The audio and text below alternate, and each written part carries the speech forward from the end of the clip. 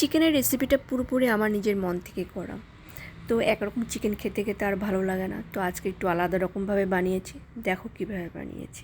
সাদা তেল আর ঘি গরম হয়ে আসলে আমি এখানে সব মশলা দিয়ে দিয়েছি, গোটা মশলা যেমন দারচিনি, এলাচ, লবঙ্গ, গোলমরিচ, জায়ফল, জয়িত্রী, তেজপাতা, শুকনো লঙ্কা।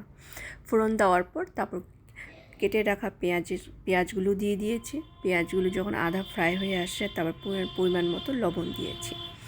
আর 4টা টমেটো আমি কুচি কুচি করে কেটে আমি পেঁয়াজের সাথে দিয়ে দিয়েছি। আর এমনভাবে ফ্রাই করতে হবে যাতে পেঁয়াজ আর টমেটো দুটোই একদম গলে যায়, তেল ছেড়ে দেয়।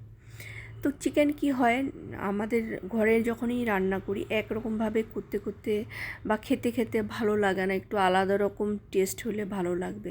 রেস্টুরেন্টে গেলেই কিছু আইটেম আছে, আমরা কমন আইটেম যেগুলো আমরা সবসময় খেয়ে থাকি, বা ধাবা তো তাই। তো আজকে একটু আলাদা রকমভাবে করার চেষ্টা করেছি, তো সত্যি ভালো হয়েছিল। তো এখানে আমি কি দিয়েছি, আদা রসুন পেস্টও দিয়ে দিয়েছি। তারপর এখানে হলুদের গুঁড়ো, তোমার জিরের গুঁড়ো, ধনের গুঁড়ো আর কাশ্মীর লঙ্কার গুঁড়ো আর রেড চিলি পাউডার দুটো মিক্সড ছিল এখানে। আর একটু গরম মশলাও দিয়েছি, 4-5টা 7-8টা কাঁচা লঙ্কা দিয়েছি। ভালোভাবে মিক্সড করেছি, যেহেতু আমরা একটু ঝালটা বেশি খাই বলে লঙ্কাটা একটু বেশি দিয়েছি, তোমরা কম দিলেও চলবে। আর 2 কাপ দুধ দিয়েছি এখানে, তোমাদের ইচ্ছা গরুর দুধ দিলেও চলবে বা প্যাকেটের যে কোনো দুধ দিলেও চলবে। তারপর তেলটা ছেড়ে আসছে, যখন ছেড়ে আসবে তখন বুঝে যাবে যে আমার চিকেন দেওয়ার সময় হয়ে আসছে। তো আমি চিকেনগুলো দিয়েছি। আর একটা কথা কি, আমি এই চিকেনের আইটেমটা যখন রান্না করেছি গ্যাসের ফ্লেমটা একদম মিডিয়াম করে আমি করেছি। আমি মিডিয়াম করে করলে কি হবে, আস্তে আস্তে বয়েল হবে, কিন্তু চিকেনগুলো জুসি হয়, মশলাগুলো ভালোভাবে ঢুকে চিকেনের ভিতরে, খেতেও টেস্টি হয়। আর তোমাদেরকে আমি ভয়েস ওভার দিতে দিতে কী হচ্ছে, আমার জিভ দিয়ে জল চলে আসে। আসলে টেস্টি হয়েছিলো, খুব টেস্টি হয়েছিলো, তোমরা ওইভাবে করে দেখবে। আর এখানে গোলমরিচের গুঁড়ো দিয়েছি।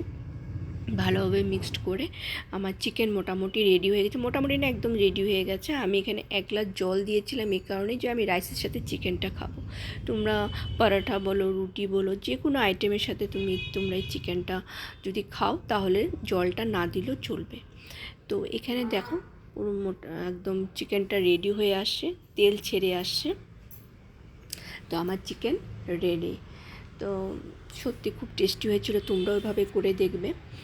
আর আমি একটু গার্নিশ করেছিলাম ফ্রেশ ক্রিম, স্লাইস করে রাখা পেঁয়াজ আর একটু ধনের পাতা দিয়ে। তোমরা এইভাবে করে দেখো, আমি তোমাদেরকে বলছি। যদি ভালো না লাগে আমাকে কমেন্টস করে বলবে মামনি আইটেম ভালো হয়নি।